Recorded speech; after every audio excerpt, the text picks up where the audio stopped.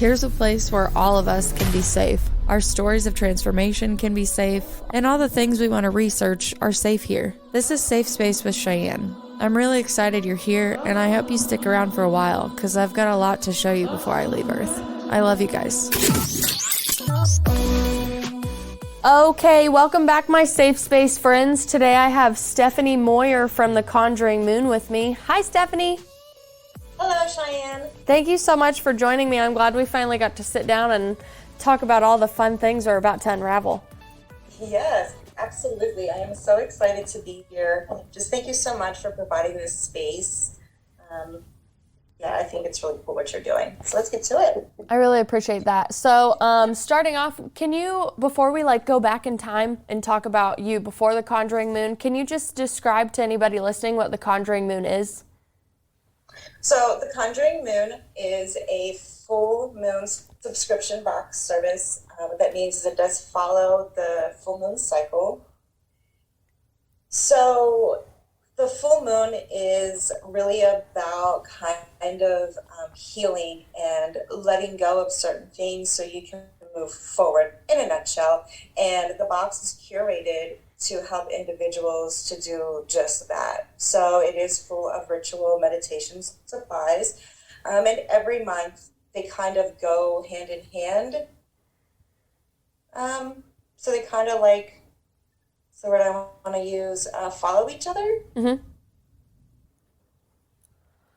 Okay, so with the lunar eclipse coming up next week, what are some of the ingredients, or what are you doing for your eclipse ritual to help the energies work with you in your new manifestations? So first, I like to incorporate the crystals with the full moon. So with this one, it is a lot of protection, because with the solar eclipse can bring about some chaos and change, So first off, I do like the black obsidian. I am going to use that. That's going to help me keep grounded. I have rough labradorite that I absolutely just love, and I use that to help heighten my intuition and clear any blockage, my third chakra. So that kind of stuff. Also my labradorite. That helps keep negative and dark energy away, and it also helps you adapt to any change that may come. One of my favorite things that I like, my cleansing rituals, is Palo Santo. I use Palo Santo so much. That's one of my faves too. Do you use it in conjunction with sage, or do you just use Palo Santo? Sometimes. Right now, I have in my cauldron, I have actually a sage and Palo Santo mix going right now. So it really depends. Mm-hmm. But Palo Santo is definitely my favorite. It's one of my favorites that I like to use for the full moon. And that's really just about cleansing my area. The scent kind of it's very euphoric to me. It helps calm me. I can agree to that as well. That more meditative state. And I do like to journal. So after the full moon, I will, after I meditate, I will journal. And I will journal things that I need to let go in my life, whether it's people, things, situations, my own negative thoughts, anything that has to do with shadow work. And once I do that, then sometimes I burn it. If it's something I need to let go, I'll burn that paper. Okay, so now I have a story, because this just recently happened and it popped in my mind. So I have a friend who's all about keeping me on track with my moon cycles and my astrology. Her name's Tegan Page. She's actually an astrologer. She did an episode on my previous show too, but she's one of my dearest friends, and she'll call me and she's like, okay, babe, this is what I need you to do, okay? I need you to go to your bathtub, put your Epsom salt in there. She's like, go get all of that energy out, all that bad stuff. She's like, you have to sit down and meditate, connect with yourself, connect with your guides, And then she's like, you need to write everything you're grateful for on the first piece of paper, like everything. She's like, I don't even care if it's a new pair of shoes. And then you have to flip the page over and write everything that you need to release, like your lack mindset around this, any of your fears, like write all that down. She's like, and then she's like, I know you like burning like your sage and your herbs. She's like, so pick whatever herbs you're called to. She's like, then, go back outside and make sure you burn that release paper with full intention. She's like, but keep in mind, the main part of this ritual isn't necessarily about releasing and manifestation. This is about honoring our ancestors and really connecting with them. I'm in Wichita, Kansas, so it is a very, very sacred as far as indigenous territory. So I'm really, really big on honoring who had the land before me, no matter how small the percentage of my blood is actually indigenous or not.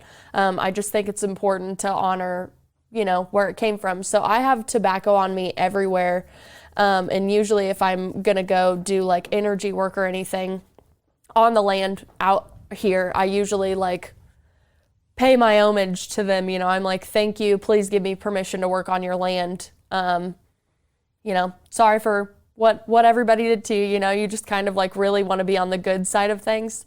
Mm-hmm. So I went outside and I had my sage, my Palo Santo, because I use them like in unison. I always say they're the two best friends that anyone could have. So you sage the BS out and you bring the good energy back in. So I'm always curious of everyone else's rituals, right? So I had my release paper, walked outside. I have a chimney in my backyard because it is super windy in Wichita, so you have to be very conscious of lighting stuff outside. And I had my bowl, I had my hand of tobacco. I worked with a medicine lady when I first came to Wichita, probably 2 years after I worked here, and I still work with her. And she helps me feel comfortable working with indigenous traditions and understanding that like these have to be passed on respectfully. So she is like, put the tobacco in your hand and talk to them.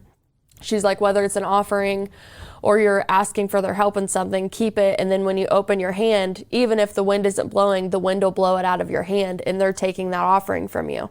So I did my tobacco offering and I had all of my stuff burning. My release paper went up quick. Like when you feel like it works, you're like, yeah, I got rid of that. You feel kind of like the relief and the cords pulling out of you. And then it was around Halloween, so it is really big on like the veils, super, super thin.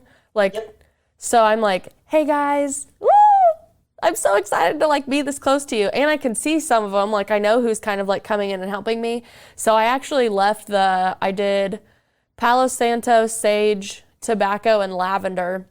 And I left it not necessarily burning, but like mildly smoldering outside on the table so they could like dance around it. And like, it was a continue like paying my respects to them and kind of my way of like leaving them food is kind of how I feel. But the reason that I think I like your subscription box so much is because like, again, I have my friend Tegan that keeps me on all of my planetary alignments and all of my moon cycles because I'm like every which way, right? So your box is really cool because I really think that it would make people like stay consistent with that practice. You know that these things work for you and they're an intricate part of whatever sort of evolution we're supposed to be doing. But your box, I'm really excited about checking out more because I really think that it'll keep people on cue with the rituals. And even for beginners, if you don't like know what to do or how to really do it, you guys provide a lot of information even in the moon cycles alone. Exactly. Yes. So with the box, it's not just a box filled with stuff, here you go. There actually is like, not instructions, but a guide. And it will talk about like what's coming up with that full moon for that month. And why I chose the specific items I did for that box. So it is carefully curated for that specific full moon cycle for that month. And, I wanted to touch on a little bit of what you said with, the honoring like the land and indigenous where you're at, because I'm not on indigenous land. However, I do think it's really, really important to, make sure that the products that we're using are, ethically sourced. A lot of people do like to throw that term out so much, but I don't think they really like understand exactly what it means. So when it comes to like the products that I have, the sage, especially the sage, I actually get that from a farm in California that is naturally grown. It is not wild harvested sage. So to protect the environment, and also the Palo Santo is exactly the same way. A lot of times, people like to go to these, dollar stores are selling Palo Santo and sage now for really cheap. I can't even And imagine where they're sourcing it from if they can sell it well, for $1. that's the thing, with the Palo Santo, a lot of it, it's just going to be wood that is sprayed down with oil. Mm. So I try to do my best to vet the vendors that I'm getting my material and products from, especially when it comes to my crystals as well. I get my crystals from one vendor. I've talked to several throughout getting this process ready, and my stuff comes from one person. And they own the mines, and I know what they do. We have a conversation. I've actually gotten to know this person really well, and they're wholesale, and they've been in business for many years. So I'm not online buying my stuff. It's not coming from, overseas. Mm-hmm. I want to make sure that the products I'm providing for people are real, ethically sourced, not harming the environment, not harming humans in any way. So I really wanted to kind of like throw that out there. No, I really think it's important. I feel very blessed that I work in a holistic community. So a lot of the people that I work with, I mean, I do get most of my crystals either from them or I call him my shaman friend because he worked in Peru for a while. And he came back and just does amazing work. But his name's Nada Brahma, and I actually bought a wholesale collection from him that I was very impressed when I opened the collection, for sure. And it was sourced correctly, which obviously makes you feel good.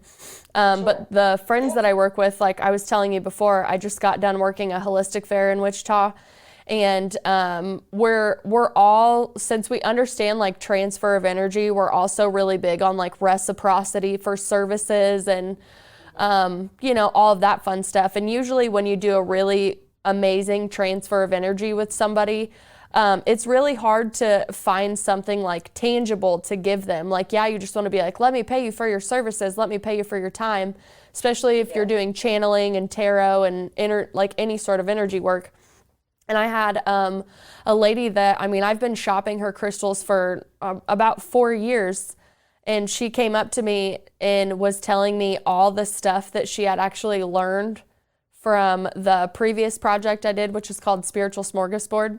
And she's like, I've just learned so much. She's like, I don't even know how to repay you. And I was like, I don't want you to repay me. It's supposed to be a timeless resource for whoever needs it, And she's like, well, I brought you this.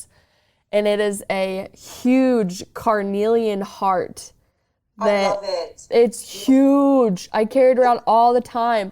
And it was so amazing that she gave it to me because I had been shopping for a carnelian piece for like over a year to do with like my shadow work and my root chakra work. And she came up to me and it was one of those moments where you're like, yes, this is supposed to be mine. And it was a really cool way of really intertwining like energy and then obviously like however you want to pay somebody back for inspiring you on your own journey. But Kelly has one of the coolest rock crystal collections ever. And her and her husband go around and do shows. And I was like, how did you even get into this? And she was like, well, I collected them so much that eventually I was like, I'm just going to sell them. And there's like those crystal dealers, like they can talk to the rocks and they talk back and they're so in tune with those forms of earth. Like she's one of those people, like you can go to her and you have no idea what you're doing at her booth, but she knows why you're there.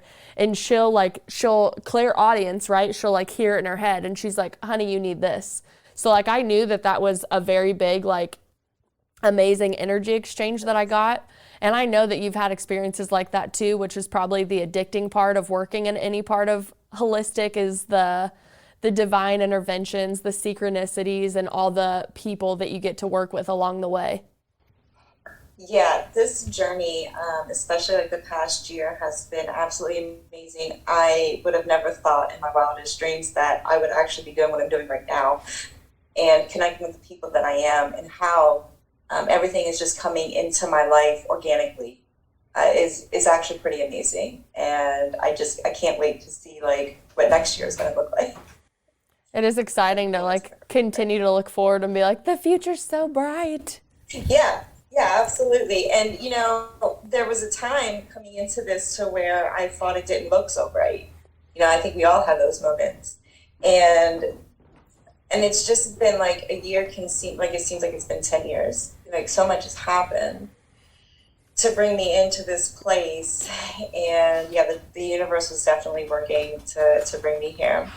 Yeah, the universe definitely conspires in our favor. It's just us who has the terminology of, oh, this is good happening to me and this is bad happening to me, which I always pick out like little snippets no matter what I'm listening to, and I'll put them in my notebook for later for like new mantras or new sayings. And the one that I wrote down yesterday is, it is working for me, I just can't see it yet. So I'm just going to keep going. This is actually working for me. It's my ego that is assigning time limits and expectations to the work that I'm doing. But I 100%, like when she comes up and she's in charge, like I can just feel it now. I'm like, go, get back. Go to the green room. No. And my second favorite one, obviously, when she's here, I'm like, I'm asserting the mastery of my real self. My authentic self is the only one that is able to even touch this. Like at some points, I feel like my ego could be poison for the work that I'm doing. And I mean, my show is called Safe Space with Cheyenne. And I don't want to be one of those weird talking head people that like, just because you're on my show, you're safe. But then I go to Walmart and I treat people like crap. Like I really want to be authentic and safe in every aspect of my life, with obviously like you honoring your soul contracts, your karma, your shadow work, integrating all of these things, and realizing that you really are still human, even though you're a spiritual being having a human experience. You have to allow yourself to be human. And sometimes it doesn't feel good, especially shadow work. So I want to jump to shadow work really quick because I feel like you might have some good pointers for me and anybody that's listening. Right? Yeah. Everybody rolls their eyes at shadow work. They're like, oh my God, seriously? Well, when it comes to like the pointers, so the only thing that I can really say is just take care of yourself. Through shadow work, you really honestly like rest. You really need to. I actually has been diving into some shadow work this week. Some things are coming up with me, and I have just been like emotionally drained this week. I could not get my shit together, and the fact that I was able, like today, I'm feeling better, but this week had just been, and I had to remind myself to just rest. And I didn't turn on my electronics yesterday until 3 p.m. I needed that. I needed to just take that break and just not even dive into it. So the biggest thing that I can recommend is definitely rest, take care of yourself, cry it out, go through the process because it's worth it. It is so worth it. One of the most painful processes of growing can be the most beautiful, especially when you come out the other side. And it's definitely needed if you want to move forward in another area in your life. It's important.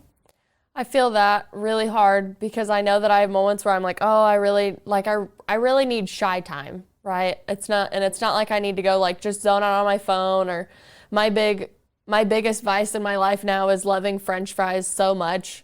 Like even if I've had a good day, I'm like, I'm gonna go get an order of French fries. I'm so excited. Ooh. And I'd really prefer to stay like 10 times more clean than anything. But I'm like, okay, so here's what I think about that too. Tree branch. I always picture myself like passed on. And I've already done my life review. And obviously like I probably had unfinished business because God knows what happened. But I always think of like, if I were dead right now, like what are the things that I would actually like kind of want to do one more time, because the physical body is the one through the 5 human senses is the one that gets to experience all of those, right? The spirit's just kind of trying to keep you in line so I don't eat French fries for 3 meals.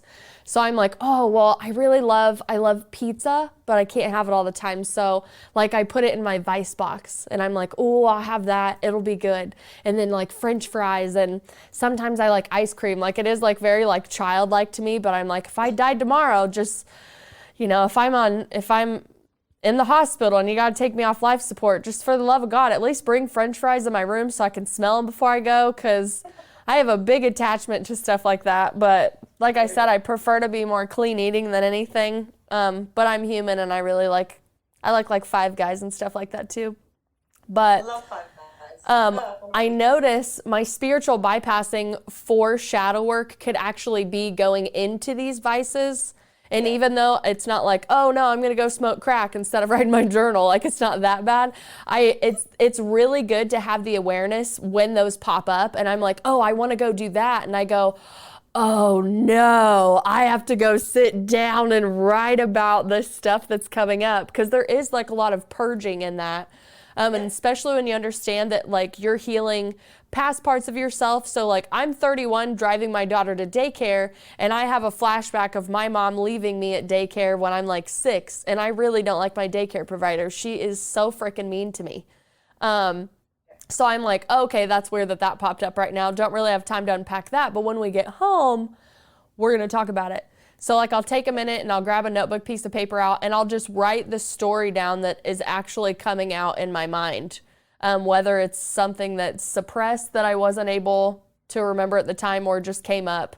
And I think that is very important to talk about for shadow work, because I know there's so many things that pop up. I mean, it is the darker part of you, or even the abandoned part of you, so to speak. So I mean, for like my advice alone on it to anybody that's listening is the dark part is still you, right? You don't get to banish it and then you're just going to be like this light being. It really is a Buddhist context of purifying your disposition, and not only having the light and the dark work together, but we could also even venture down the rabbit hole of the divine masculine and the divine feminine inside of all of us coming and finally working together. Yeah, being in harmony with one another. It is not about, shadow work is not about, like you said, just being all light. No, we're human, like you had said before, and in our human form right now, anyway. Mm-hmm. And I think it's important to recognize, that part of ourselves, and to walk alongside and accept that part of ourselves. But when we come into like triggering moments, we can handle it in a different manner, instead of, in a manner to where it's an anger, where it hurts ourselves, our inner being, and others. So when we come into like those moments, we're able to handle them with a little bit more, shall I say, grace, I guess, a little bit more understanding. Seeking to understand is one of the biggest things that I like to remind myself, especially in those heavy situations where you really just want to react out of either fear or anger or resentment, or even like condemning. Like, I remember, so I might have to save this for the empath conversation, but I just remember like back in the day feeling like so justified in the way that people hurt me that I was actually able to condemn them for their actions. Yeah. And I mean, that was a super big one. I'd be like, oh, fuck you. I know what you did. Like, don't even come at me like you're Mother Teresa, because we're about to go down. And I can still say that I have, feelings of acting that way, but it's the underlying awareness that you have, and you're able to like, okay, this is how I used to react. This is how I actually want to react. And then feeding that positive pathway, even though, that negativity, that darkness, it is strong because you've fed that pathway for so long. Sure. And it's not just one and done. Shadow work is a continuing thing. We have to continue to do it for the course of our lives, or for as long as you want to. But it's not like, okay, well, I'm going to go ahead and shadow work this month. Oh, I'm cured. I'm good. I'm this ball of light now. I'm okay. Kind of like when people are like, oh, I got through my dark night of the soul. I'm like, it's not just one. The first one is heavy because you finally see like the illusions that you have been in, and Yeah. the whole mental breaking down. I'm so glad that I was educated on Dark Night of the Souls through people in my life before it actually ever happened to me, because I had moments where I was like, is this why people go into mental hospitals and just, tie themselves to a bed for 10 days? Like, what's going on with me? And then when I realized that there was a lot of like falsities in my life that had been built up that were supposed to be breaking to remind me of a bigger thing, in a way, it really did save me, but my heart goes out to anybody that is waking up or is going through Dark Night of the Soul and all of that. One of the best and scariest pieces of advice my best friend Esther gave me was, I need to remind you that some people actually don't make it out of the Dark Night of the Soul. Like, they go down so far and they don't know how to pull themselves up. She's like, you really must be careful with your past, because she's like, people do kill themselves in the midst of a dark night. And it's because they don't want to face the reality of, the untruths that they've lived in, or, moving forward, they obviously have a bunch of fear for the future. Yeah. I didn't have anyone to help guide me when I went through that. I started the path intuitively on my own. I didn't make the decision, like, okay, I'm going to do this. It just organically happened intuitively. And it wasn't until years later I saw the term shadow work, and I saw, empath, and I'm like, oh my, it was like, lip bulb. That's it. The resonance is probably my favorite part about it. So my story is super trippy, and I really hope one day that I'll be able to actually piece it all together and tell the full story. So the parts that I am allowed to tell is, so obviously, like, before you ever identified publicly as an empath, you always, like, you knew, right? Like, you're just like, oh yeah, that explains this, that explains this. But embodying the empath was something that came later. So my mother-in-law went to a reader at the holistic fair that I actually work at now. And she said the reader talked about me. And I was like, what'd she say? Because, like, stuff like that I kept really close to my heart. I'd been to readers before. I love them. They're all very insightful. But it wasn't something that I had come back home to yet. And she said, yeah, she told me that you were an empath and you would be really good for our family. And I was like, okay, this woman's the real deal if she knows that I'm an empath, because, like, I don't even, like, that's not something that is on my resume, Like, it's actually one of the reasons that I struggle in the physical world, because people are like, what's wrong with you? I'm like, well, you're not facing your shit and you're standing close to me. So, and then when you tell them, they're like, it's just like, you're crazy, So, I was like, I have to talk to this woman. Like, where is she? And she goes, well, she only travels in for this fair, and this fair only happens every 3 months. So she's like, I guess we could look it up online and see when it is again. And by God, if the fair wasn't going on that day for the next 2 days, right? Wow. And I'm like, I still haven't, like, woken up yet, right? Like, I'm still in, like, I feel like it was like a pressurized moment, like shit was about to pop off in retrospect. But I felt like a lot of, like, ooh, it was the best way I could describe it. I was like, I have to go see this woman now. So, like, I went in, I paid my money to get in the fair. I went and I sat in front of her and I waited, and I just sat down in her chair, and she's like, okay, baby, shuffle the cards, give them back to me whenever you're done shuffling. And she's like, but can you tell me why you're here before I start reading your cards? And it's not that I was mean, but I was very like, I had a very big wall up, right? And if someone has a wall up in a reading, you're not going to get much. Like, it's energy transfer. So I said, my mother-in-law actually got a reading, and you talked about me being an empath. So I know that you're the real deal, and I'm pretty sure that you can tell me some things that are going on with me right now, because I'm feeling a little crazy.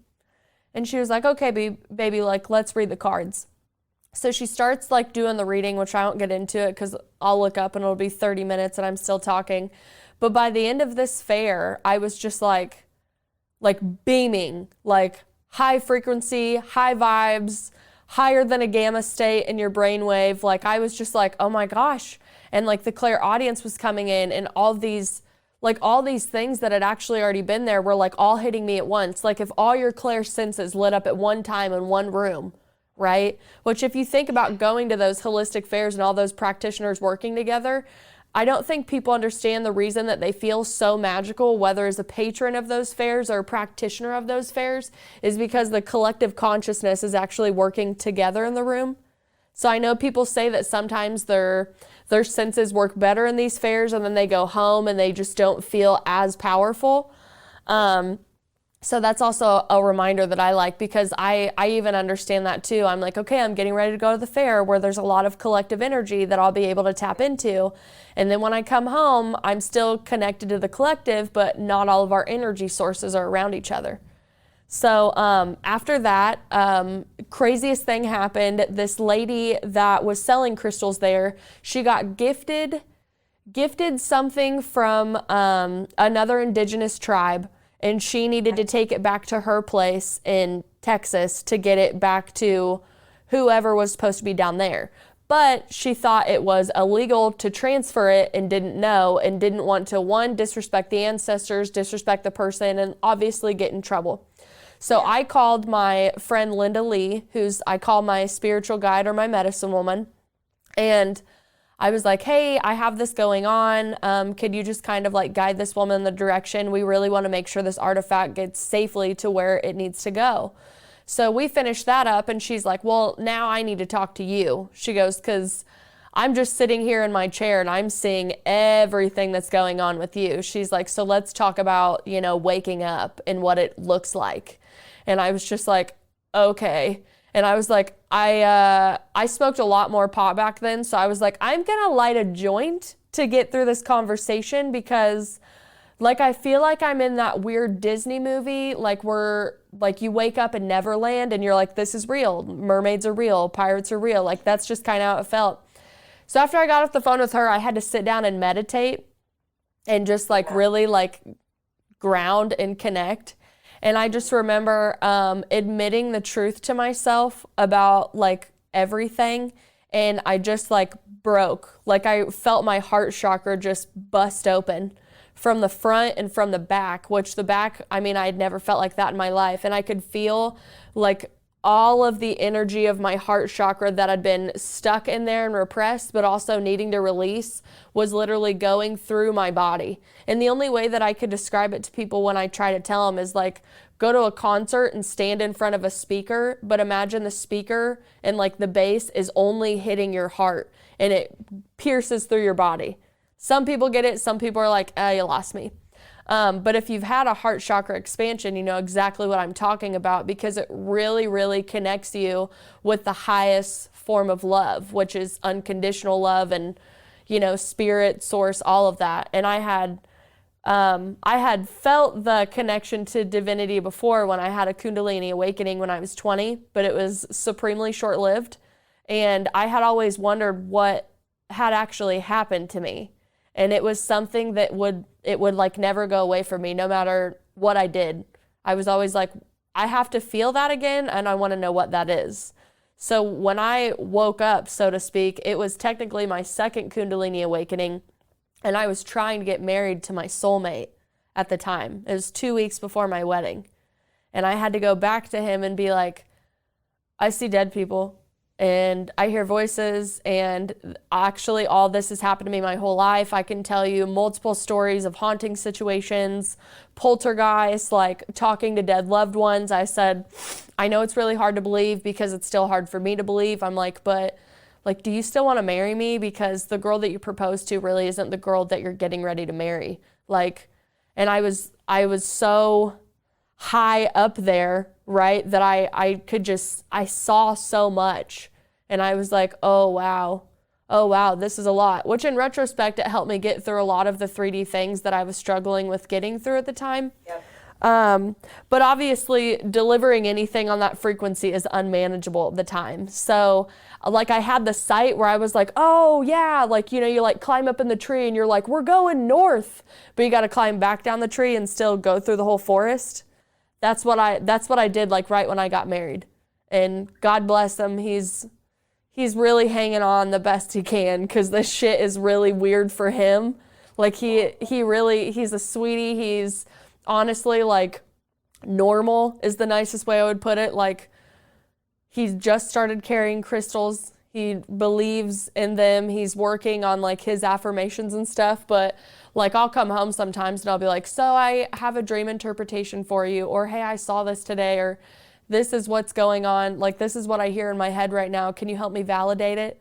And he's just like, okay, babe, I just need a minute. Just give me a minute. So I'm sure there are other people out there that have to deal with that, but my waking up was still just so different. And then like you, I started searching terminologies. I was like, okay, I know I'm an empath. What is 5D? What is a spiritual awakening? Not everybody wakes up the same. So obviously, just like with you and setting intentions, you can do whatever ritual you want. You can use whatever herbs you want, but like, what is the intention that I'm setting here? And that was probably one of the biggest reasons for the podcast in the first place, was being a resource and knowing that people are going through this on a collective level. And some people just kind of want to treat it like self-therapy. They don't really want to put it out there that they're having this weird consciousness expansion and they don't really know how to go about it. I remember my awakening, my Kundalini awakening, and I remember vibrating on such, like, I would literally vibrate, and I'm like, what the hell is happening to me? Everything just started looking different. The frequencies that I was picking up had just gone through the roof. I mean, the frequencies went from 0 to 100 like that. And I was like, my husband is a lot like yours. He's a lot accepting now. Before, he was just like, what do you mean you're vibrating?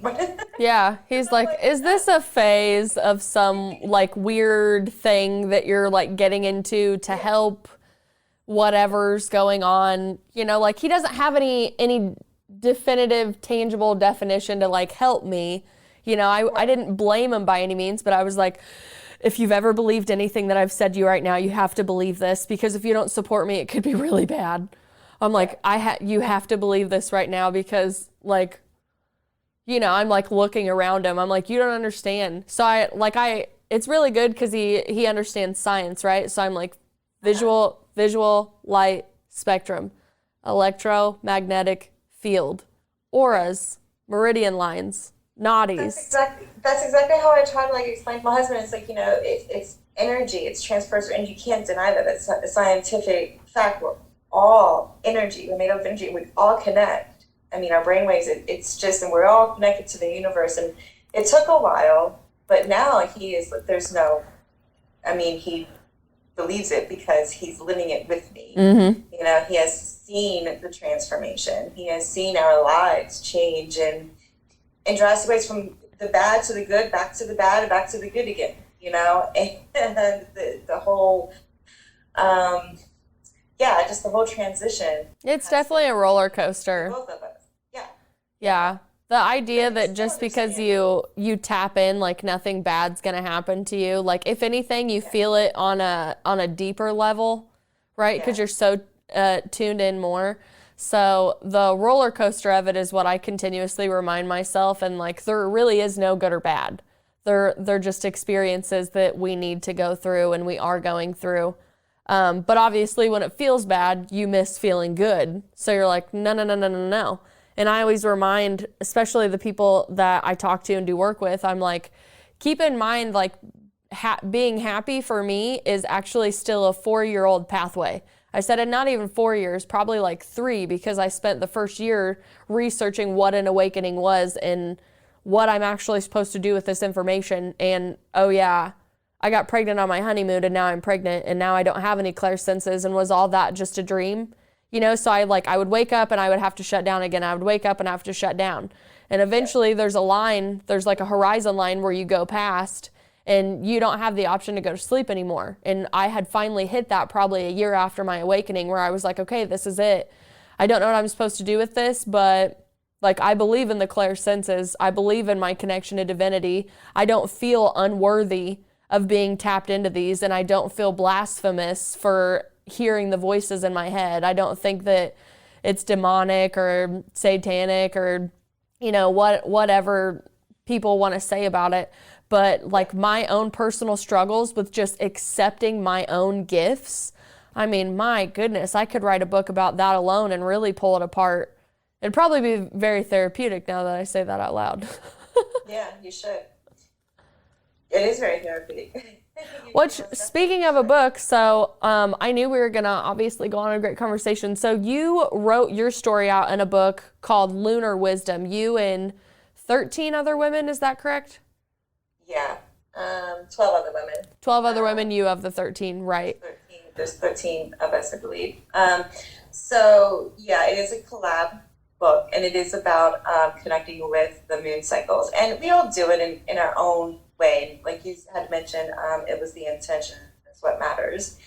So, yeah, that book is my story. There's part of my story in that book. I have so much. But that is about how the Conjuring Moon came to be part of it. And my chapter is called Full Moon, Let Go and Embrace Change. Because a lot of change had happened throughout my life, especially in the past year leading up to launching the Conjuring Moon.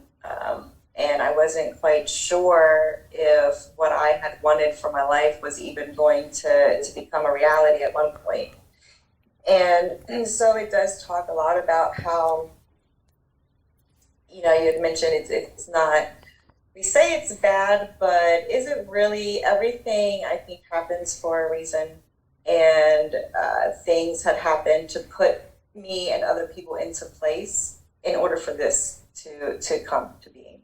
So last year I wanted to open up a metaphysical shop, and I had everything in place. That's what I wanted to do. That's how I was going to share my magic to the world.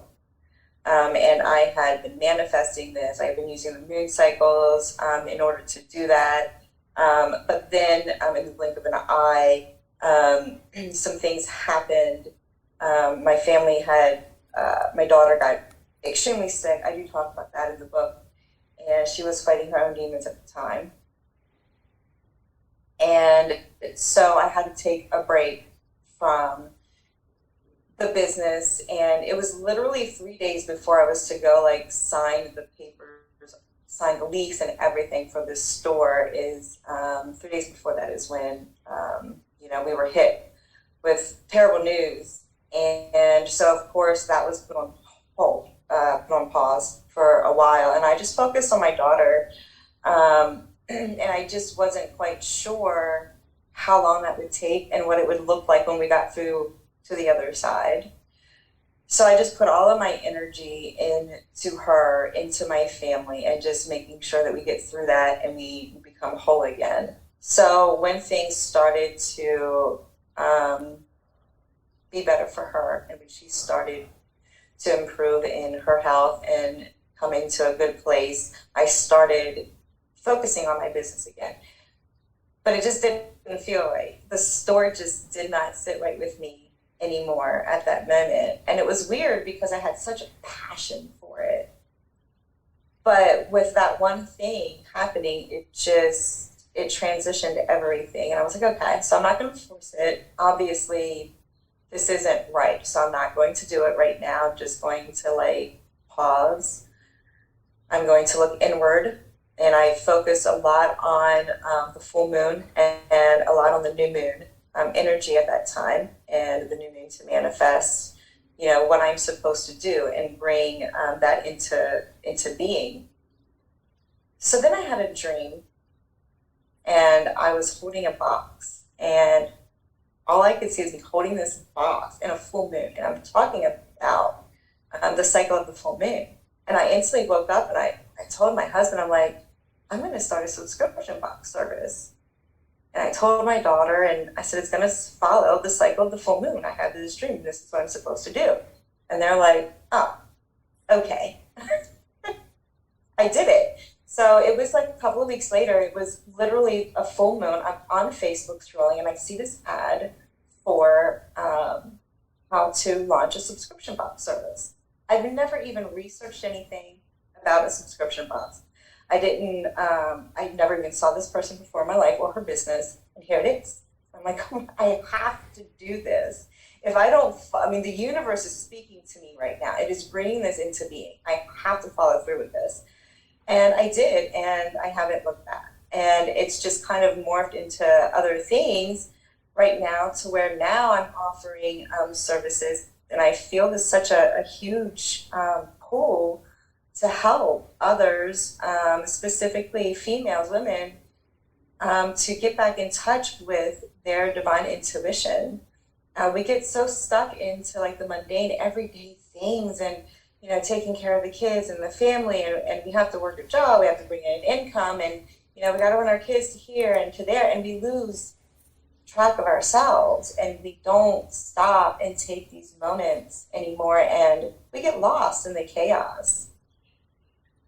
So I feel a really strong pull to do that, and this is just the start of it. And now I am working on how, I'm not sure how that's going to look yet, but we'll see what the universe provides me. But through the subscription box service, when I started that, I found a group, and I met somebody through this group, and it just we became biz besties. We have talked every day since. We haven't missed a beat. And then through her, she invited me to, she was like, hey, there's this group online I think that you would benefit from. You mind if I add you? I'm like, no, sure, add me. Well, through this group she added me to, then I saw somebody else being like, hey, we're collabing on this book. It is about connecting with the cycle of the full moon. Is anybody interested? I'm like, yeah. I've always wanted to be a writer. I've always wanted to write. I just didn't know what about. And it just kind of just transitioned and into this thing that, coincide with my business and what I'm doing. And then I met these amazing women through that.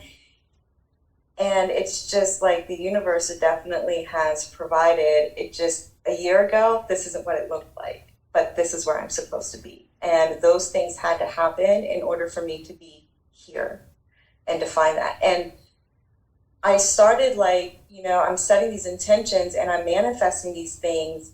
But we have to put forth the energy too. People aren't going to knock on our door and be like, here you go. We have to answer the call. So, and we have to know those signs. We have to recognize those. We have to see them, and you have to jump in with both feet. Let go of that fear and just do it. And that's what I've done. And it's been scary. It's been beautiful, enlightening. And I am very grateful for the people that have come into my life throughout this whole process and who have supported my business. And I can't wait to see what next year is going to look like. I just want to clap really loud right now and be like, yes, yes. Everything you say is so on point. Every time somebody brings up the word fear, though, I always love to pull it apart. Alexian was a pagan lord that I interviewed last year, I believe, and he said, fear is false evidence appearing real. So anytime that you fear something or you feel fear coming on, he's like, stare it in the face and be like, you aren't even real. And it is a block, right? Like, it's like, oh no, don't go this way. But I found even recently, just talking about shadow work, walk into that fire, because that fire is you. And that fear is still a part of you showing up, and you have to ask yourself, fear, why are you here? Because you're not real. You are an illusion. So let me ask myself, why am I scared to succeed, and why am I scared to fail? Why am I scared to live my purpose, and why am I scared to obviously fail at what I believe is my purpose, And I'm just really speaking from past experience, because I've had plenty of job opportunities before I ever got into what I'm doing now that really, really did help shape me to be able to run my own business. But I also remember waking up and being like, why am I grinding so hard for somebody else's dream? Like, you're always going to have ups and downs anyway, but what makes it worth it is it's yours. And I mean, if I'm going to sacrifice my life, my health, my time with my child, my time with my husband, it better be because it's what I want to do with my life and not because I have to go and work for, you know, whether a small business or a corporation. At the end of the day, that was a really big like eye opener for me, is I'm like, I'm not going to have good days every day. I'm not going to have great sales every day. Thank God everybody I've interviewed is just awesome and nice. And I haven't had one of those experiences where I get done with the interview and I'm like, I hate them. You know, like I really do vet everybody pretty good. Like I said, I like to work with people I believe in and people believe in me. And I have had some circumstances where, you know, after the interview's done and life continues, I realized that, you know, maybe they weren't being as authentic as I wanted them to be. So, I mean, like, you can scoot away from those people, but I still believe in like the Buddha in them, if that makes sense. There are parts of people that I still like and still believe in that aspect, but it always sucks when you kind of have to vibrate away from somebody because they've served their purpose. Yeah. Yeah. There's been a lot of people I had to vibrate from here recently, and I think it was necessary in order for me to continue down this path. You know. Yeah, ditto. Ditto. Okay, so I told a little bit about like my coming into my empath story, but I want to hear yours and like how you're working on it. Yeah, so when you told me your empath story, you know, from being a little girl, and I told you, I was like, why do I feel like you're telling my story?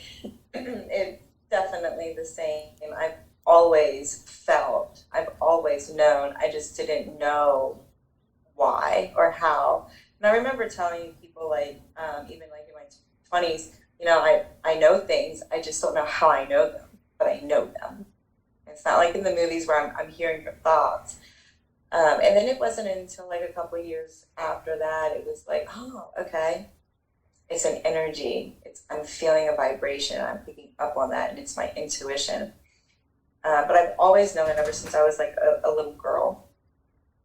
And I was, you know, the sensitive one in the family and the outcast, and crying, and it wasn't until like many years later, you know, I realized that it was their energy that I was picking up, you know, in the home that I was growing up in, and it just all started like clicking. But one thing that really stood out to me was a post that you had made. I want to touch on this because I saw it a few days ago, and I was like, oh yes, okay. So in that post, one of the things that was said was, you know, it's up to me to learn how to feel safe in big crowds. Yes. You and me both. Like everything I post is truly, I mean, something that I'm struggling with too. And my response to my environment is my responsibility to manage. Once I understood that, and once I knew that I have the power to ground myself, to cleanse myself, to deflect that energy, I guess, I don't know if that's the right word, but that's how, or to block it. Once I knew how to do that, and I knew I needed to, because I didn't want to stay in that place anymore. I didn't want to like stay home, be a recluse, and not go around people. I needed to learn how to do that. And I remember a time I fell into this really deep, dark, depressive state. And it wasn't just big crowds. Like I couldn't go into my workplace anymore. And this was like the start of a huge transition in my life. And this was probably more than a decade ago. I picked up on everything. Now, I worked in a funeral home. What? How? I was in sales and I worked in funeral. My heart. Yeah. So it got to the point at first, it's like, okay, I'm good, I'm fine, it didn't matter, but then there was a point I couldn't even walk in the place anymore. I literally picked up on everything. I came into this awakening and it was like really like hyper speed.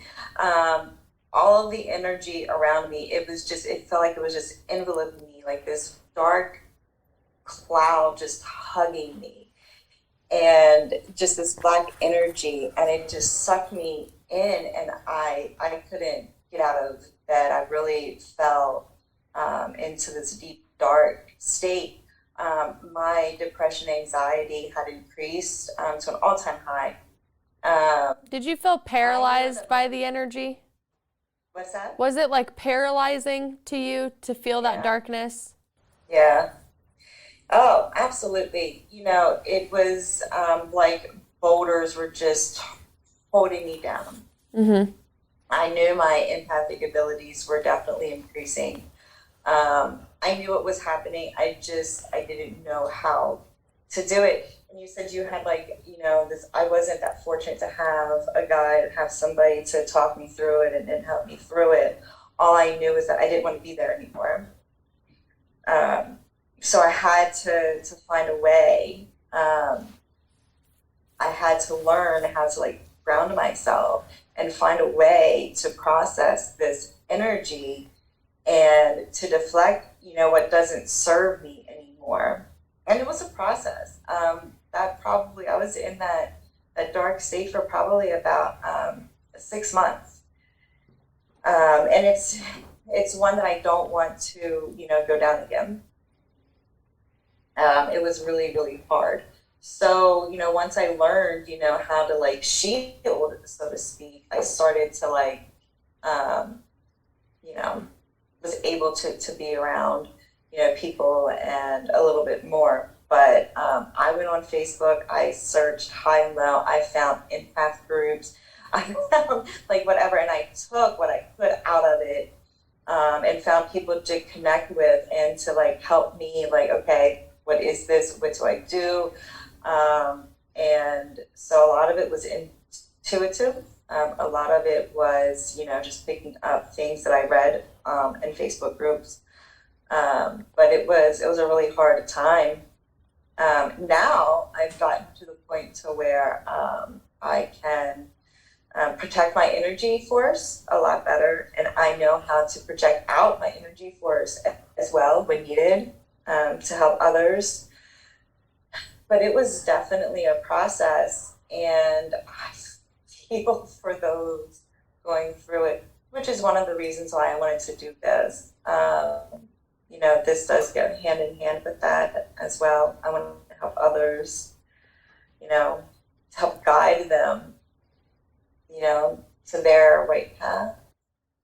For sure. I mean, especially as an empath, obviously going through it first, there's always first waves of people.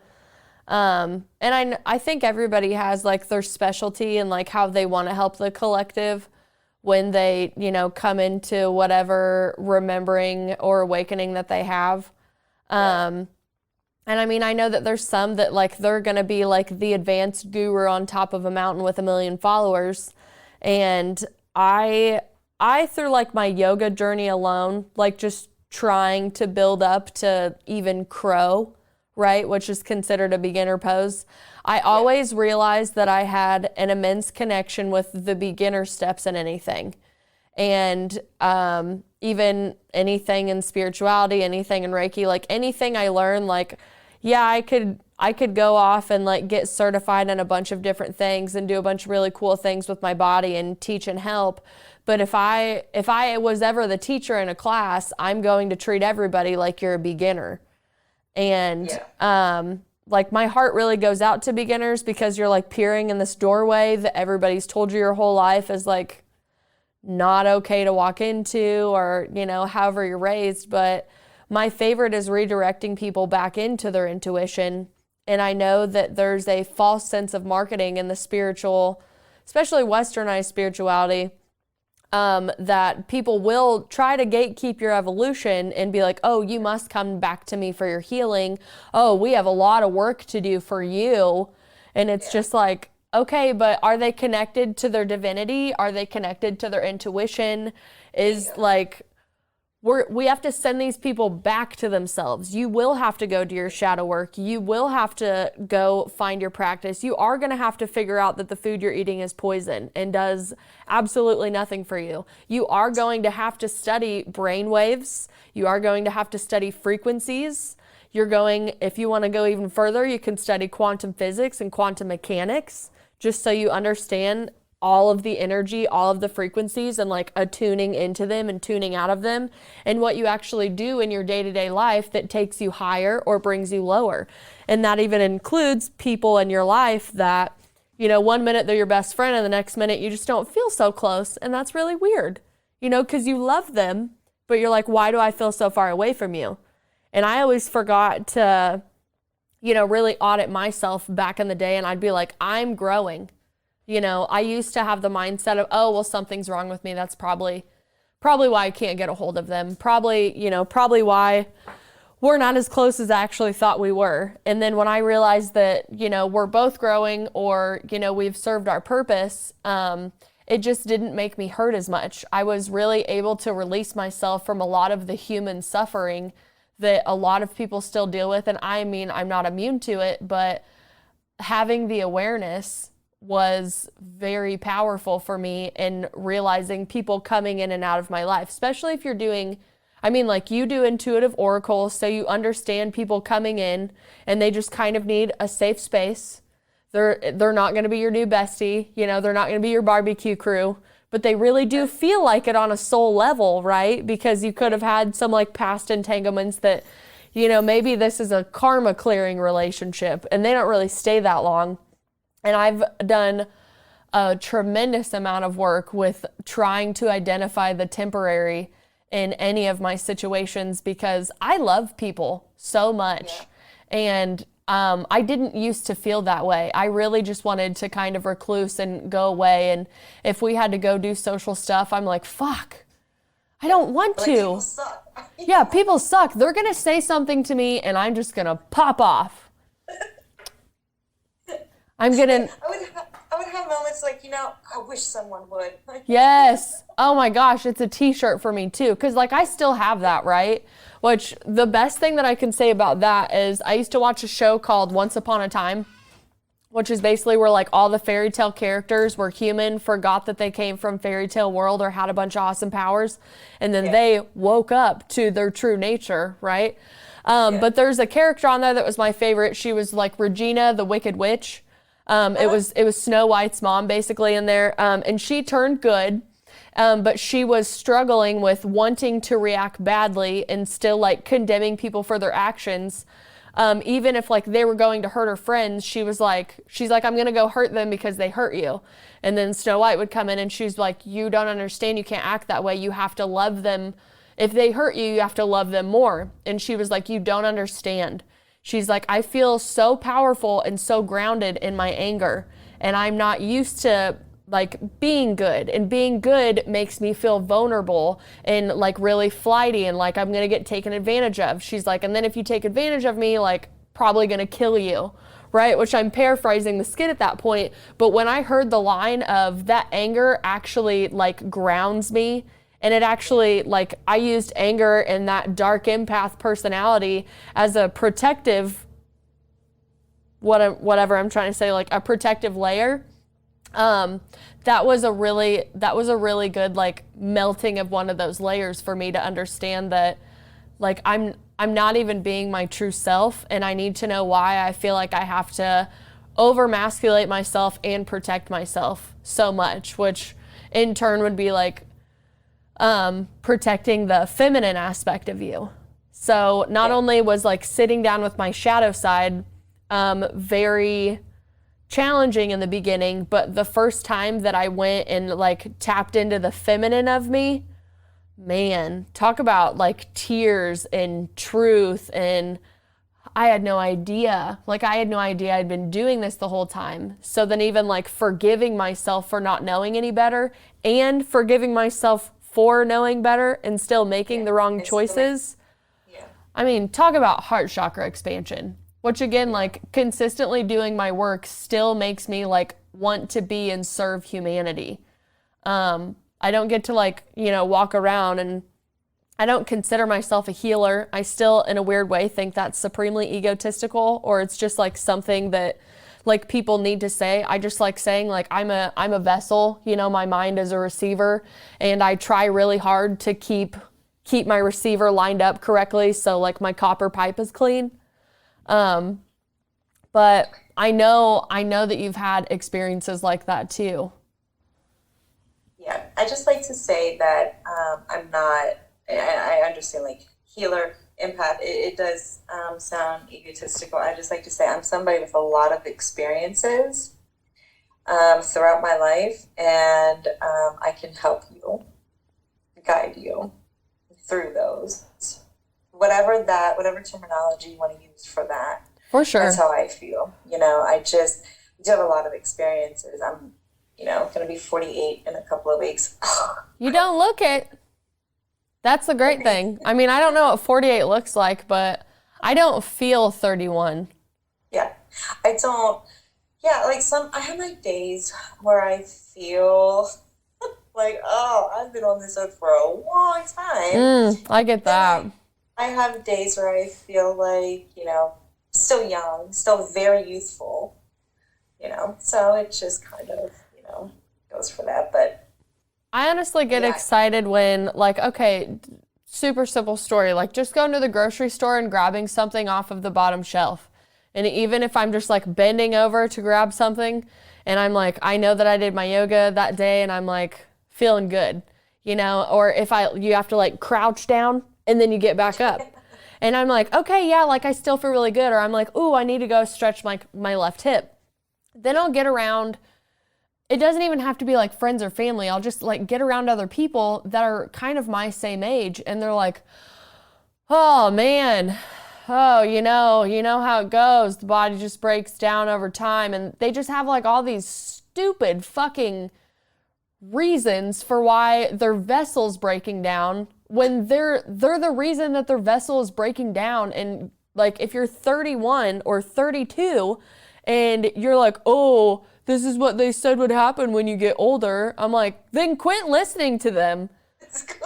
Like, you're listening to the wrong people, my friend. And at 30, I mean, you've got like 50 more years yet. Dude, well, that's what I keep thinking. I was like, if you don't like the way your body feels when you get out of bed at 30 or bending over to get something at 30, like, come on, take the warning sign, do some stretches, find something in your diet that's not bullshit, But every time I hear that, I'm like, like you want to be nice about it. And I'm just like, there are ways to keep your body vital, like, is that something that you would like to discuss? Like, I'm not speaking from a pedestal by any means.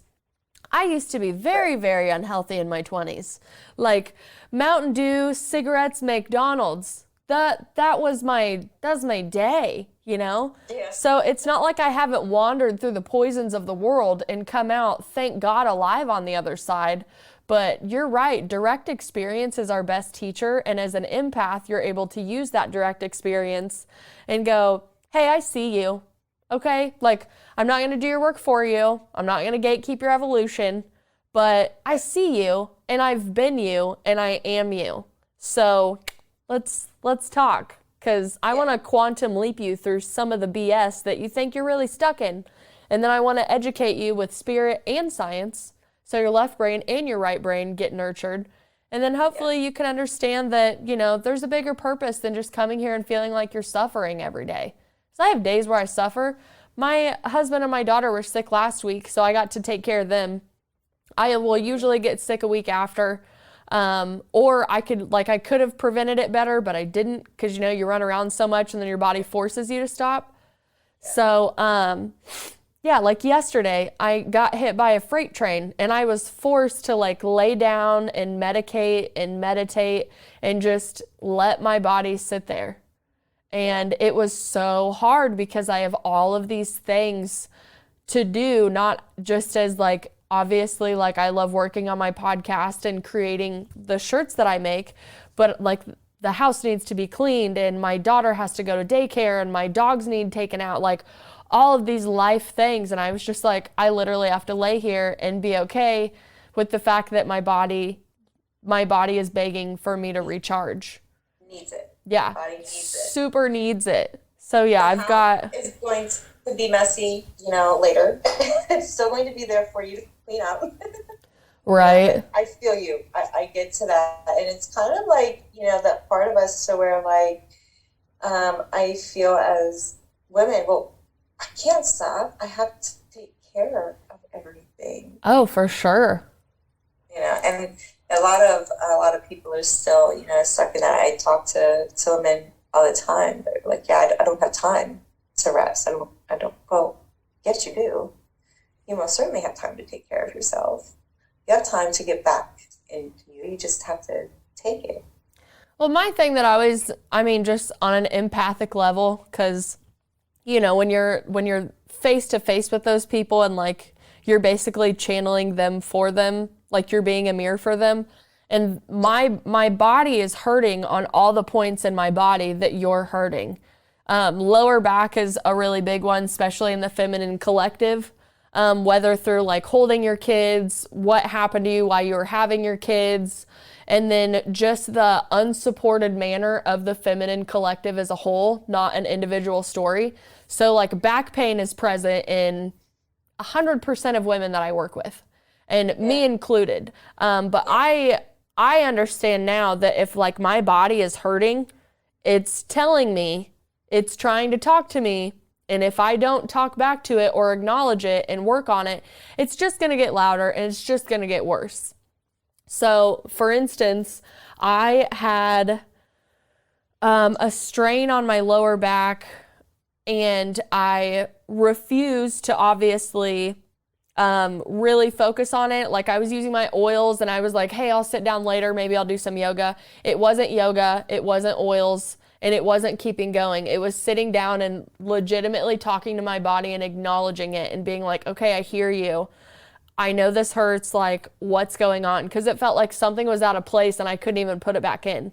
So I suffered for 4 weeks in and out of this pain where I thought it would go away and then it would come back. I thought it would go away and I thought it would come back. So I have a wonderful, wonderful chiropractor and I went to him and he's like, what are you doing here? Because he knows that I like to do my own work as well. And I said, well, at this point, I'm going to have to outsource it to you really quick. I said, I really need you to pop me back into place. I need you to write down on a piece of paper what's actually out of place. And then I actually have to go map it to my meridian lines and my emotional body and figure out what they're saying to me through being so strained. So the first injury lasted for a month, right? And since I wouldn't pay attention to that, inflammation spread to my sacral iliac. So one of it is a moving to help you like stretch and twist. And then the other one is supposed to keep you stable. And it literally felt like the lower back, it was just like, I'm going to break. Like I had a lot of empathy for people with chronic back issues who like get up every day and they're like, I just don't think I can do that because of my back. I just don't think I can do that because of my back.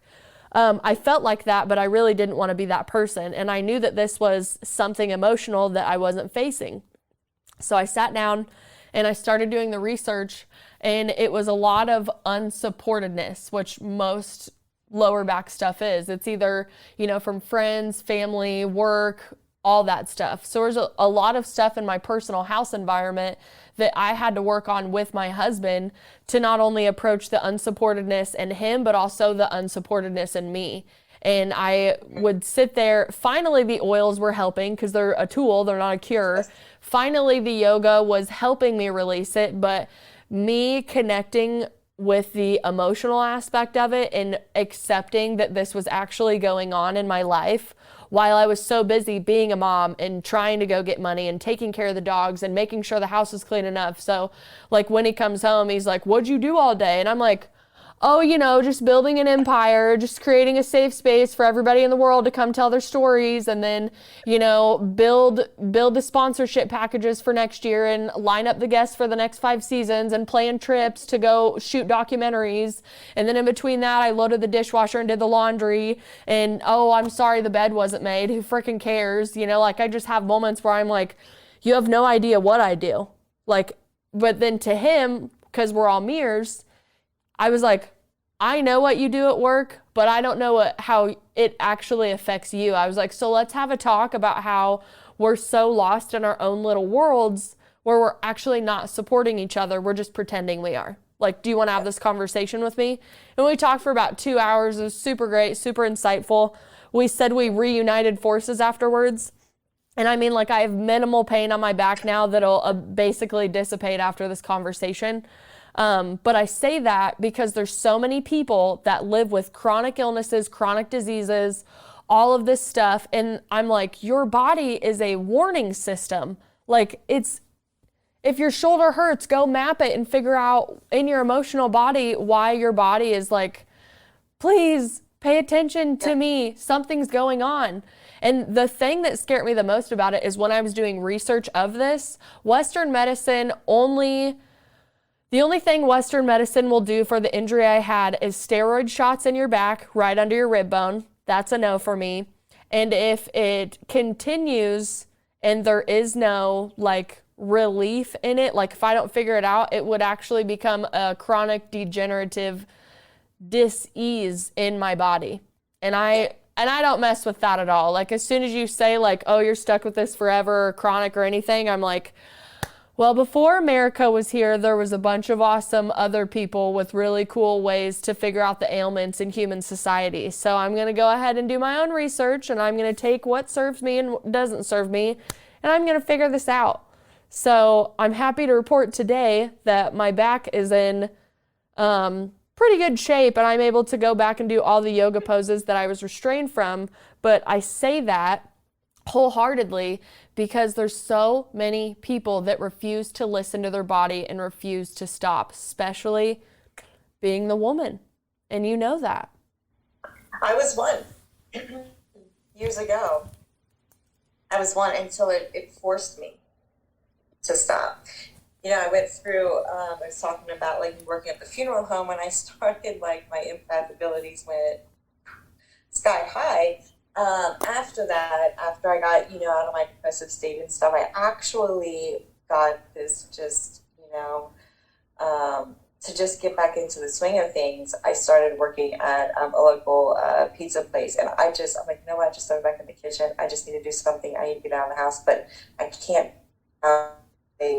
any big responsibilities. Just throw them back in the kitchen. I do my thing, go home. And that's what I did until I was able to work through my stuff. And then but then my body started, I listen. Hold on, give me one sec. I'm going to pause. Okay. And you're good to go now. Okay. So yeah, I just got a job working at the local pizza place in the kitchen. I didn't want any big responsibilities. I just went to with the front of the house and the customers. So I did my thing and go home. And I did that. And I got through things and I went back into the corporate world. And then my body started yelling at me and I wasn't listening. It got to the point to where this exhaustion would set in to the point to where I just needed to I could just sleep for weeks. And I'm not one, if I'm driving, I don't fall asleep. If I'm at work and I got stuff to, I don't fall asleep. It doesn't matter how tired I am. I'm just that kind of a person. But then I would be at work and I would literally sit at my desk, fall asleep. I'm like, what is going on? I don't do that, no matter how tired I am.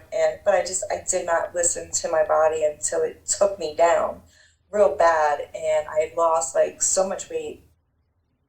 And it was unexplained why I was losing so much weight. But I left the corporate world, took care of myself, and that was a process. I had to go through doctors and tests and, all of that. When in reality, I mean, I was diagnosed with celiac disease. That was part of it. But in reality, another part of it was that I was not listening to myself at all. And I pushed and pushed and pushed and pushed until it took me down. I was out for the count again. Like, I'm literally in bed thinking, writing my will, thinking I'm dying. Like, this is it. I'm dying. In reality, I was going through another awakening as well throughout that process, and it came to the point to where the corporate world was not for me anymore. I had to get away from that. I had to listen to my intuition and listen to what was going on inside of me and mentally as well. And I knew that I needed to step into the person that I meant to be. I think that's really a really powerful perspective too, because I'm just like you earlier with the empath story. I'm like, you're saying my story. I left corporate. Thank God I was forced to leave corporate, because I was like, I can't leave, I have all this and this and this, and I have to do this, and oh, I worked for the company for so long, I can't use my seniority. Like, there's a lot of like, almost like observing it from myself. Like, there was a lot of shame that I should have felt if I wasn't so aware of like what was going on. But I was like, yes, let it happen, let it happen. So, I mean, fast forward through the wedding and having the baby. When you have a baby, you obviously need money. COVID was happening. I had my baby February 2020. The world shut down a few weeks later, which was kind of a saving grace, because I got on with another restaurant concept that was opening in my area, and my corporate life was managing restaurants. I started serving like way back in the day, lived off cash forever, and then they just kept offering me promotions, even though I truly was kind of an insubordinate employee at times. I mean, I really was. I do not have a bright, shiny record, and I kind of like that about myself. But still, I mean, like, if you saw who I really was, like, outside of like my protective barrier, like, I really did ride for the brand, right? So I got on with a new restaurant concept, and I was really excited because I got to hire for the store. I got to be there while the store was built. I got to be there for the opening and just really like, again, like mold that family. And we got to give speeches to the whole staff before we started training. And I gave them my background of where I come from, so you understand that like I am a person of culture. I was like, I've worked in the restaurant industry for like however many years. I'm like, but it's a people business, and we just happen to serve food. So if you came into this restaurant and you have no idea why you want to work here, it's probably because you need a safe space to work. I was like, so if you need a wing to come up under, I said, baby, it's me. I'm going to take care of you. But if you don't take care of me, you will feel my wrath, and I apologize in advance, because I really don't like being taken advantage of. My kindness is not weakness, and it is something that I am working on. Yeah. I wish a motherfucker would, right? You still have that in you. So I didn't work at the store that long. Like we did all the hiring, we did all the training, the opening was great, like the support, it was different, and immediately things like from the Bible were happening. I had a guy have a seizure after we got done unpacking things in the kitchen. And while the ambulance is on the way here, I apparently have watched enough movies and ER episodes about how to help somebody with a seizure that I'm over here like instructing everybody what to hold down and how to put his head. And I'm like, I have my hand like on his back and on his heart, and I'm like trying to pull him back because like I understand frequency and consciousness. So I'm like, if I can just get this guy to come back, I'm like, we can keep him stable enough before the ambulance gets here. So that was really freaking scary. And I just remember being like, oh my God, like I'm in charge here. Like I'm one of the managers. Like I don't get to be a bystander. Like I actually have to step in and help this man. So like, I'm open at the time. I know who to call on. I'm like, God, Jesus, Mary Magdalene, archangels, everybody, like we need the full team now. you know, and I'm here and I'm crying and I'm holding this man and I feel like I'm an empath, so I'm feeling how scared he is. And I'm like, it's okay, you're here, you're safe, I'm with you. And then finally he snaps out of the seizure and he looks up at me and he's like, who are you? Where am I? And I was just like, again, empathically, I was like, I'd be so terrified right now if I were him. So I'm like, keep him safe, like remind him who he is. Like, can you tell me your name? Can you tell me where you are? Can you breathe? I'm not going to have you set up yet. You're not going to set up until the ambulance get here. I was like, did you bite your tongue? How's your neck feel? How's your head feel? You know, because something could have came loose there. So like ambulance comes, all that happens. And I'm like, I think the store needs saged. You know, like I hear that this building kind of has like a bunch of like past weird stuff anyways. So I was like, I think the building needs saged, but I was scared to sage the building because I was like, I don't even know if sage is good enough for this. So we continued training, and like 2 days into training, a girl passes out in the kitchen. Well, by this point, everyone was like, Cheyenne, just get Cheyenne. She knows how to deal with this. So someone comes out of the kitchen and they're like, we got another one. And I'm like running into the kitchen. I'm like, baby, what happened? Because she like hit her head on the freezer and stuff. So like I had to bring her water, sit her down, have somebody pick her up. Like I'm just like, oh, honey, okay, like you need to go take care of yourself. I think you're a little dehydrated. Did you eat today? No, great. Okay, you need to go home. Call me when you're feeling better. Your job is safe. You don't have anything to worry about. Keep in mind, the guy that I worked for didn't give a shit about anybody in that building. Like, didn't want to talk to people, didn't want anything dramatic. And if you weren't like as miserable as him, he probably wasn't going to talk to you. So I feel like my happiness and my light just perturbed him. And the only way he knew how to treat me was just to be mean to me and act like I was fucking stupid, right? Like I couldn't do the job that I signed up for when realistically he couldn't do the job he signed up for.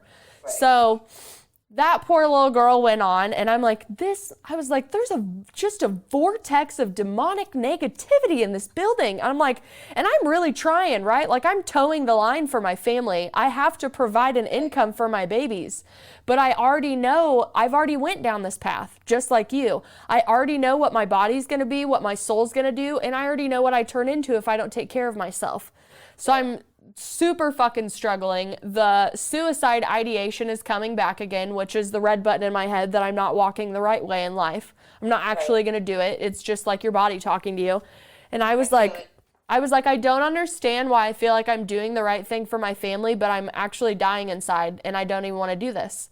So, you know, however long time goes by, I had this sweet little girl on Expo come up to me and she's like, hey, I'm feeling really dizzy. Like I'm standing up at this bar, right? Writing a team sheet. And she's like, I just don't feel really good. Like, I'm pretty sure I'm going to have to go home again. And like, as a manager, when you hear that one of your employees has to go home, of course you want to be there and cater to their physical bodily needs because they can't do their job. But who's going to replace you? And now I have to figure that out, you know, like, we're running a business, so I have to figure out why I have to keep sending this girl home. And she basically has a medication that like stops her from passing out is what I've gotten. And she's also young, so she forgets to take her medicine. And she remembers she forgot to take her medicine right before she passes out. So she's sitting here having a conversation like you and I are, and I was like, okay, like I could feel something coming on. I was like, okay, so you didn't take your medicine and you can't drive because you might pass out. I was like, do we need to call your parents? Like, what's going on? Did you eat today? Do you maybe just need to eat some food and drink some water? And then maybe you want to try the shift out? I said, I'm not going to penalize you if I have to send you home. I was like, but what are we going to do about this in the future? Because this can't continue on for the business. And she's like, I think, you know, yeah, like maybe, you know, and she starts grabbing her head. She's like, maybe if I eat. And she goes down in front of me and I grab her before she like hits her head on the bar, right? Because I mean, seriously, she was on the corner of the bar and she had hit her temple. And I was like, guys, she's going down. Oh God. And it's like dead weight. This girl's like not even 100 pounds, but when you drop, it's heavy. So I drop her on the ground in front of the owner of the building and all the other managers in the building. And I was just like, okay, She's unconscious now, right? So I'm acting like I know EMT training for like the 4th time in this building. And I was like, okay, baby, you gotta wake up. And I'm like slapping her cheek and like I can feel her heartbeat. She has a pulse, she's fine. I was like, okay, baby. The owner is standing right above me and he just goes, I am so over all of this dramatic stuff, and steps over us. Steps over an unconscious body. He said, I'm not dealing with this, and goes in the office. You can deal with this. Yeah, wow. Not to mention one of my...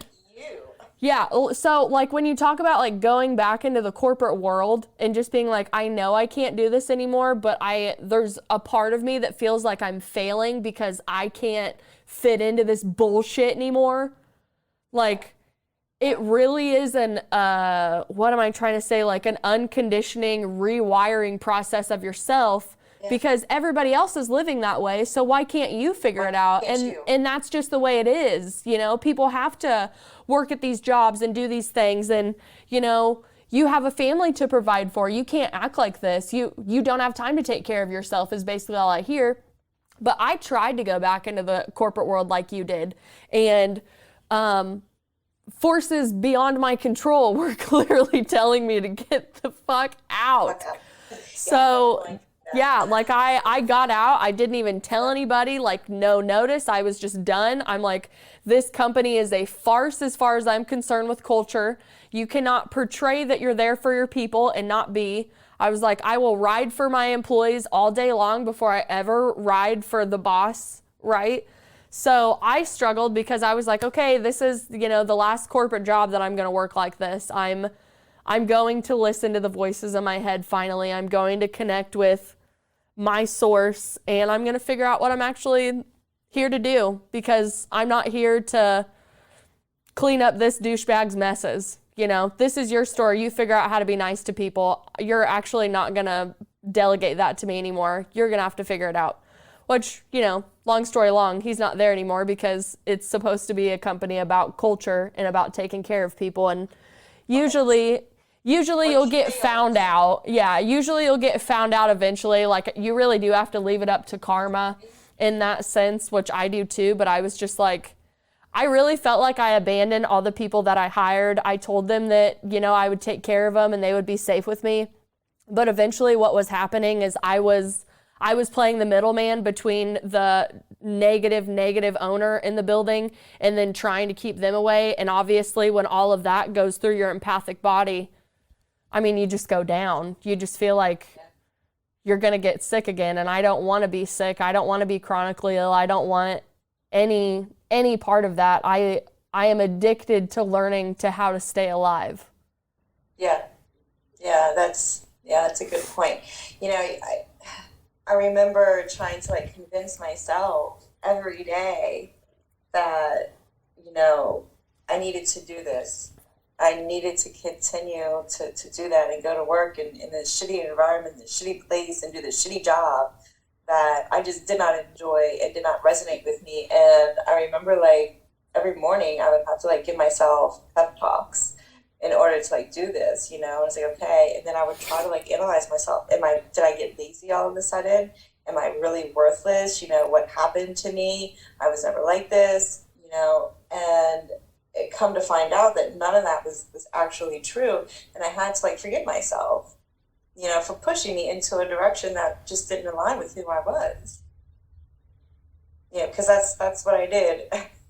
And I'm just not going to do that anymore. Like I said, you're telling a part of my story for sure. Yeah, that's what I mean. Something was coming to mind when you said that. Too. What's that? I think we've told a lot of stories that, how could they not be relatable? Whether you're going through it now or you've been through it or you know you're about to go through it. I think the most important thing is to realize, really, no matter what you go through, that you really aren't alone. You just feel supremely alone. So, I mean, even one of my biggest things is like asking for help. Because I've always been that phone call or, hey, come to my house, we'll get it figured out. But I didn't really have a Cheyenne that I could like go to. So I was like, I need to figure out how to ask for help and I need to like realize, it's okay to ask for help. Like, if you don't take care of your, yeah, and that is definitely, which that would probably stem from like my suicide ideation, where like I know that I felt like a burden when I was younger.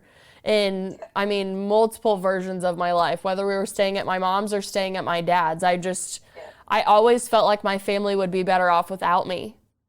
And even if I told them that today, they would just be like, no, like absolutely not. And I'm like, well, I know, like in this conversation, you can say that, but our actions towards each other haven't always been as comforting as this conversation, Sometimes, yeah, and sometimes just having like somebody validate that feeling for you, even though that it's not true, like I understand, Cheyenne, why you felt that way, and I'm so sorry that got projected onto you.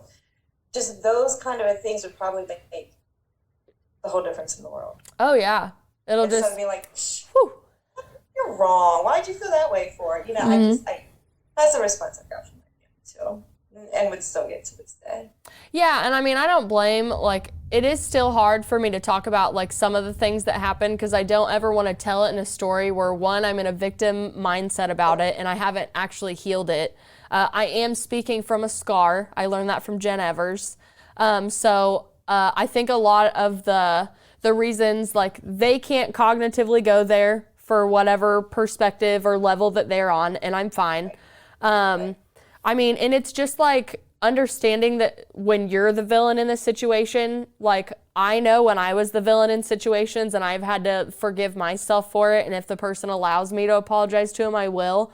But there are moments where you don't want to admit that you're the villain. You feel completely justified in your actions. And, if that's the response that you got from me, well, that's for you to work on, and it's a weird bypass or deflecting of, I didn't come back to have these conversations with you so like I could blame you for all of these things. I came back to make sure that you knew what you did and you're actually not treating other people like this, because I almost died multiple times in various different ways. And I actually didn't want to die, but the emotions were so heavy that I really didn't feel like I had a choice. I felt so hopeless in the multiple homes that I was staying in because nobody would hear me. But luckily I had music. I guess I can say that my Cheyenne is music. And there were a lot of, like Lincoln Park, for instance, Chester Bennington obviously passed away by suicide, which still breaks my heart. Because obviously, like, that's why I listened to his lyrics. I just felt like Chester really understood my pain and my depression and my abandonment issues and my loneliness issues. And they actually have a song called Nobody's Listening on their album called Meteora. And that was probably a really big anthem for me. And I wasn't able to, at the time, understand that that's actually how I felt and I had to face the emotions. But the music, like, really channeled my truths to me my whole life.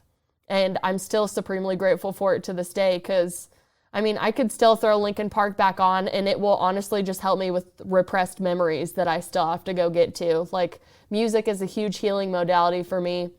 And I'm obviously supremely thankful it's there, and thankful for the people that continue to share it with me and have shared it with me my whole life. Because I can say if I didn't have music, I probably wouldn't be here. And that would super suck, because I really like living and I feel like super childlike and like joyous about it. I'm just like, what are we going to do today? Yeah, it's not going to be like all perfect. Like I walked outside today and one of my headlights was out and it's raining like crazy here. So I was like, okay, well, if you want to send a cop to pull me over, I'll try to be nice to him. I really will, but I don't need this in my day, but I can't control it. Yeah.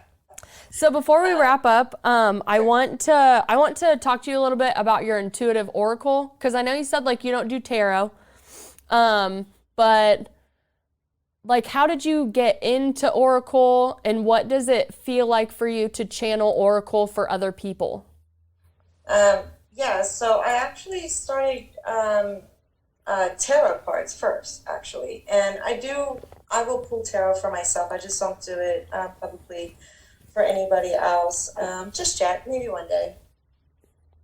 But so I started off with tarot, and I resonated with it. It just there was something missing. So I saw an oracle deck, and I picked it up one day, and that was just like it. Witch's Wisdom was my first oracle deck that I bought, and I connected with it on a deep level, and it speaks to me more than the tarot does, I guess. And to me, it's a little easier than tarot because putting the story together, I can do that. It just takes me a long time to do that. So I dove into like the oracle, and I don't know how many decks. I've got like so many oracle decks right now. Like so many. I'm a collector. You and me both. Yeah, so I like to do them in person over Zoom. I do not like to do them over the phone. I need to see the person and connect with them. So basically what I do is I have a conversation with them in the beginning, and as I'm talking to them, I will shuffle the cards so I get their energy in and talking about them. So the card is getting their energy if we're doing over Zoom and not necessarily in person. So that's kind of like my process in the beginning. And then if they want to know, a lot of times people just want to generalize, like, what am I supposed to know today? What is going on? And then I will pull the card. One of my favorite tools to use is a pendulum. So sometimes I will do it intuitively. Sometimes I will use a pendulum. So how I do that is I will take the deck and shuffle it really well. When I'm ready to ask the question or ready to pull the card, I will separate that deck into normally 3 piles. And then the pendulum will tell me which pile to choose based on its vibration that I'm picking up.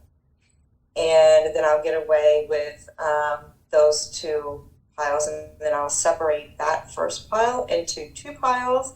And then I do it again, I pick up the vibration of which pile, and then I spread out that pile, and then it'll choose the card. And it's spot on. I really love using my pendulum. Is that a tiger's eye pendulum? It is. So let me tell you the story about how I got this. I love this. I have been on the lookout for a pendulum for probably about a year or so, and I was in Salem, Massachusetts, and I walked into this store. Enchantment is what it's called, and it's by the wharf, and I love this store. So I am walking in the back, and it's just me and my husband in the back part of the store, and she has her pendulums hanging on this stand, and every single one of them was still, except this one when I walked by. It's jumping now. That was definitely yours. So I walked away, and I come back in, and it starts jumping again. And I'm looking at my husband, I'm like, hey, do you see that? He was like, that's freaky. I'm like, okay, it's mine. That's freaky. That's exactly what my husband would say. But he's just like, he goes with it. He's so understanding. He's so supportive. I'm really blessed. But so that's my favorite tool. So I will use one. We'll talk about the card, and they will dive deep into it because it's really like their story for them to figure out.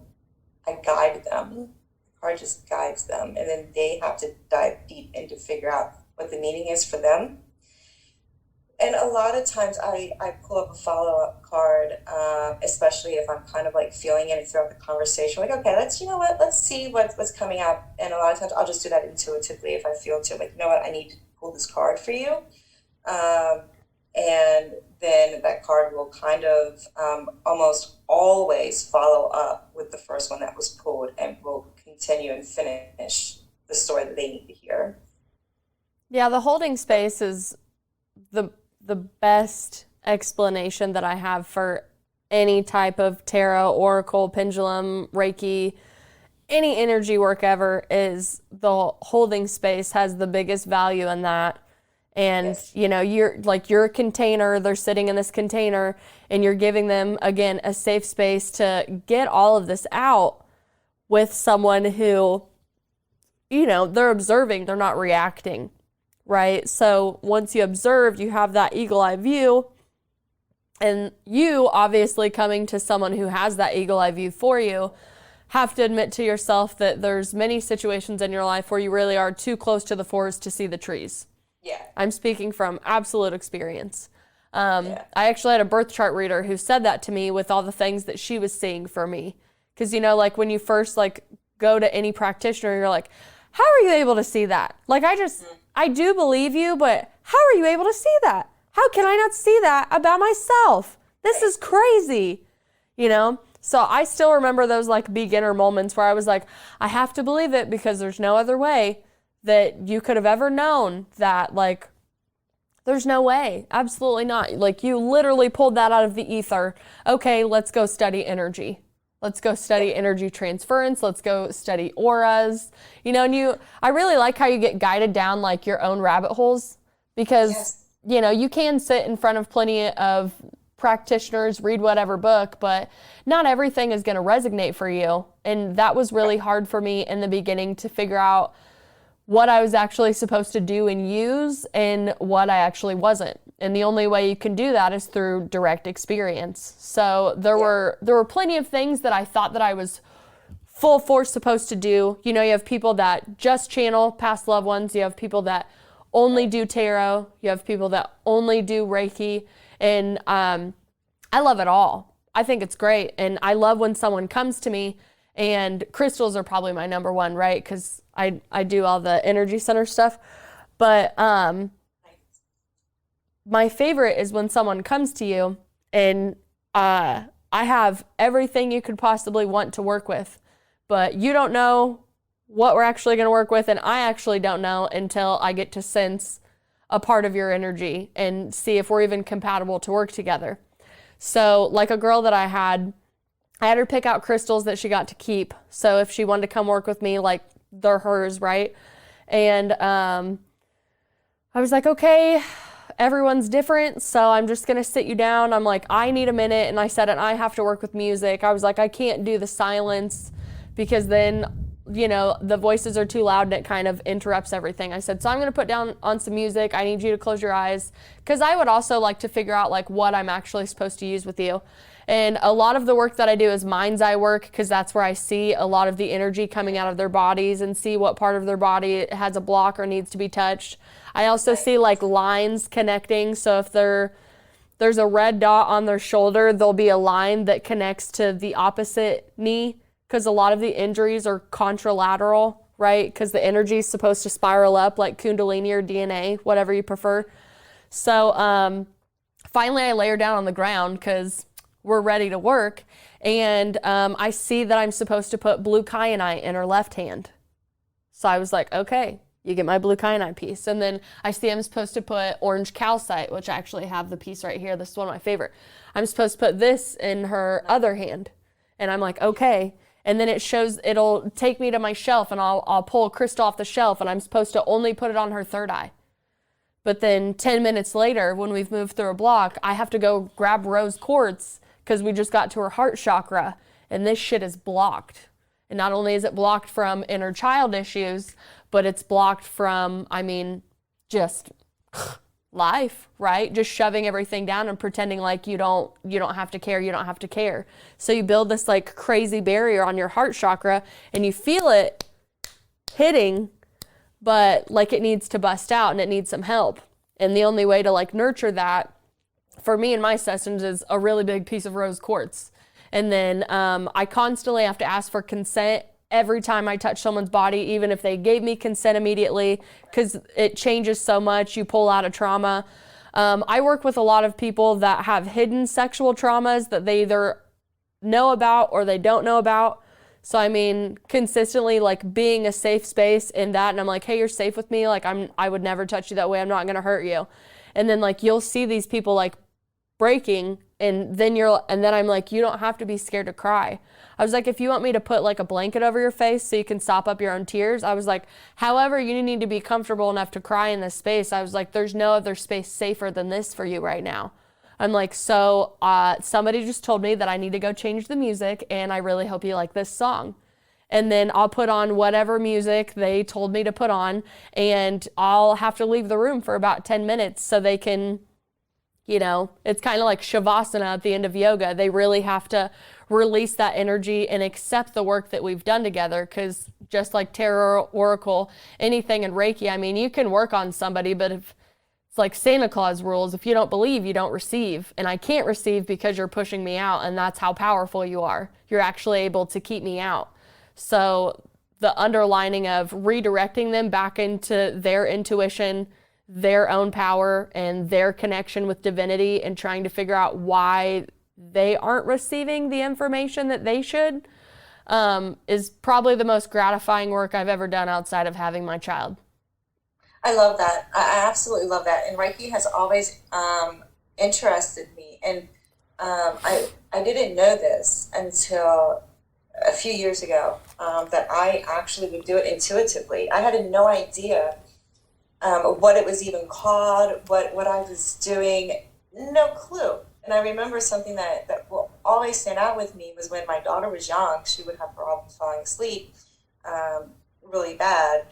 And one night I just kneeled beside, her bed, and I took my hand just very gently, and I never touched her, but I just took my hand above, like her crown, above her head, and I would just move my hand from her crown, down to like her feet. And I would say just very lightly, anxious energy out, calming energy in. And I would just do that. And from time to time, she would come out and she was like, Mommy, can you do that energy thing that you do with me? And I remember we had people over one time, and she was trying to go to sleep, and she was young, 4. Mm-hmm. Still very 5. open. Yeah. Mm-hmm. And she was like, Mom, can you do that energy thing you do with me? And people are just like, what? Right. Like, what are you talking about? it helps her sleep. I try to like give her calmer energy to help her sleep. So that's how I would like explain it. But then it wasn't until like years later, I'm like, Reiki, oh my God, that's what I do. That's what I was doing this whole time. Mm-hmm. And I never even knew it. One of our older daughters suffers from anxiety really bad. Empath. She's got a lot of work to do there yet. That's her path to do. But we were at a NFL game a few years back, and I could feel. Well, I looked at my other daughter, and I'm like, "Are you okay?" And she was like, "Yeah, no, I'm fine." And she was sitting on, my other daughter was sitting down, a few people down, and I looked over, and she was like, I can feel you, like, and I just, like, talked to her, like, telekinesis kind Right. of way, and just tried to, like, reach my energy out to her, but I have to be careful not to take it in. Mm-hmm. So just reach my energy out to her, and just, I was breathing, and I could see her starting to do breath work all on her own, and then she was calm, and we had a great night.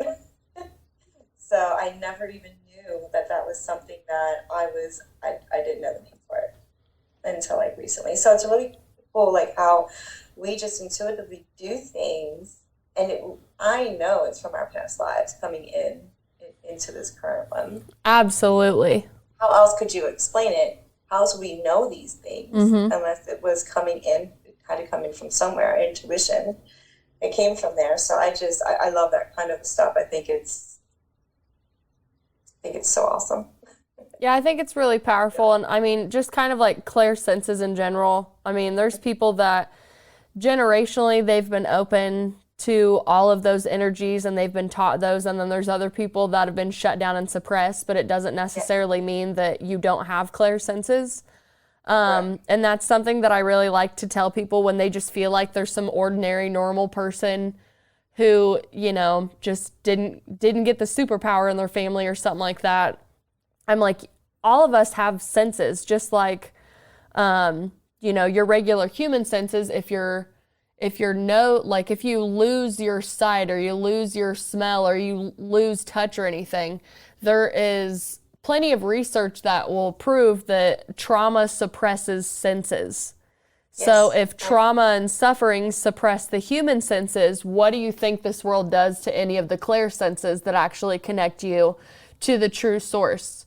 Which, whatever you want to call it, I mean, we all come from the same place, no matter what. The good and the bad. And that's the thing that I know people have trouble wrapping their heads around is Lucifer also comes from God. Like, God created Lucifer, if you believe in Lucifer. But anything dark, anything demonic, anything elemental, extraterrestrial, anything that exists right now all comes from the same place. One source. One source, no matter what you want to call it. So all the wars of, no, it's Yeshua, no, it's, all of these, different names for the same thing. I just think it's really important for people to understand that the good and the bad all come from the same place. And, absolutely. The darkness in you is still your friend, and it's a part of you that you've abandoned. And you kind of need to go back and pick up those pieces, whether you were the villain or whether you were the hero or the victim.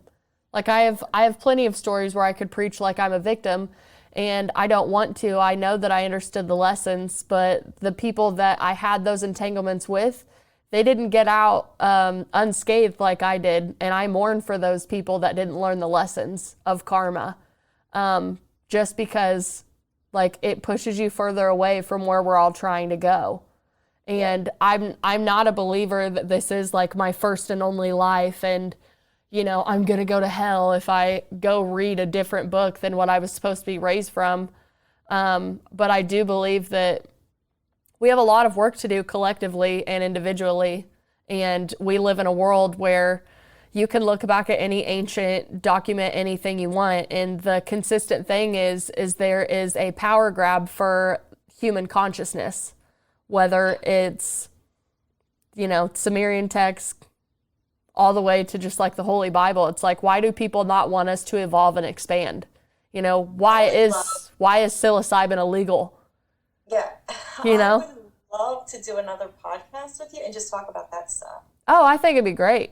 I know we definitely have to wrap it up, but I mean, these are the things that I research all the time and connect. I'm like, there's so much more to be said about this, and I know that I can't actually deliver it in like the perfect format. It'll just come out like, blah, here you go, completely unformatted. But I mean, that's okay. But when I think about that, it's so weird because it makes me want to eat better, because I feel like every time I put something in my body, it takes me further away from what God is to me. And every time I'm Pinocchio. That's all I am. I actually have Jiminy tattooed on my hand right here because my sister used to be my conscience.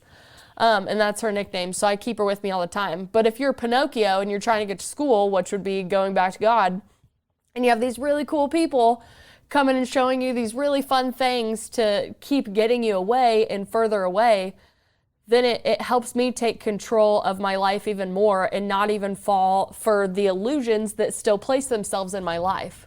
I still have, plenty of vices that I like to work through.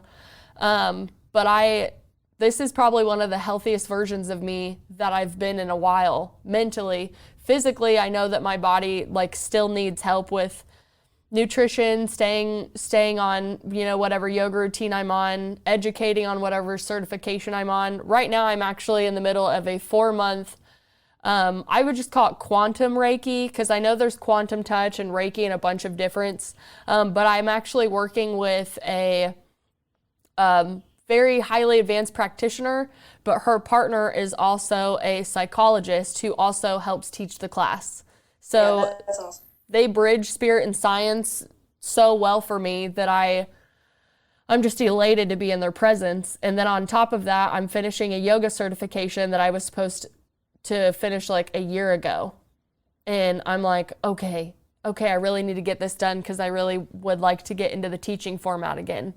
So having all of those, who's trying to take my fun little clair senses away from me, just really helps me in my everyday life. And I've been told for a long time that I'm an old soul and I'm a really deep person. And being a deep person doesn't always mean that everybody wants to be around you, because they would just prefer to stay on the surface level and deal with their illusions the best they can. Yes. So, truth. Do not get my feelings hurt anymore at that. But do you have any wrap-ups or any like advice that you would like to say moving forward? Obviously, I want you to come back whenever you want. I can't wait to see how the Conjuring Moon grows and evolves. I know I have a lot of full moon friends that were excited when I told them that you were coming on the show. Oh, yay. Nice. Yeah, I can't wait to see like how your business evolves too. I'm excited for you too.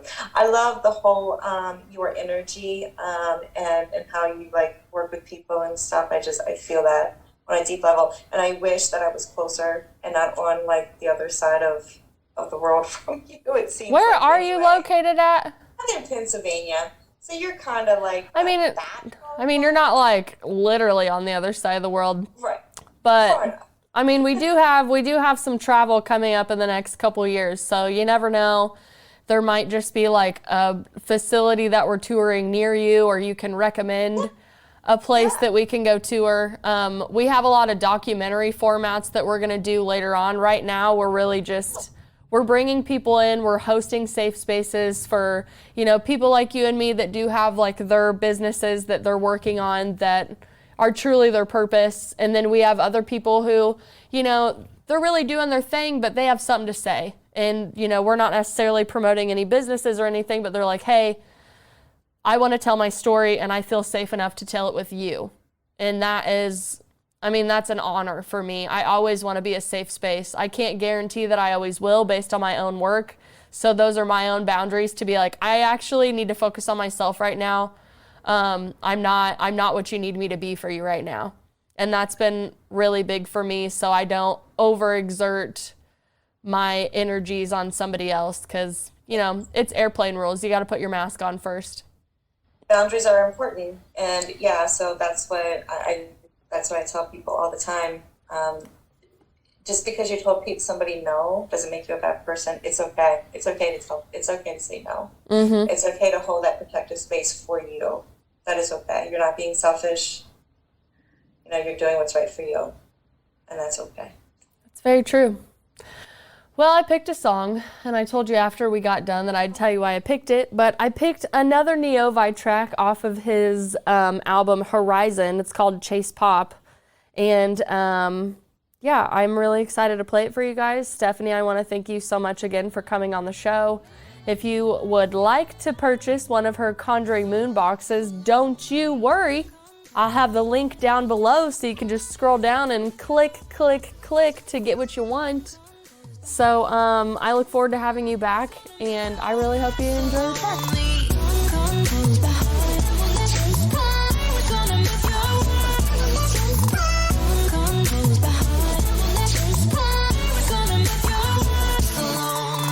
This is the Hoosier Media Network, your home for podcasting.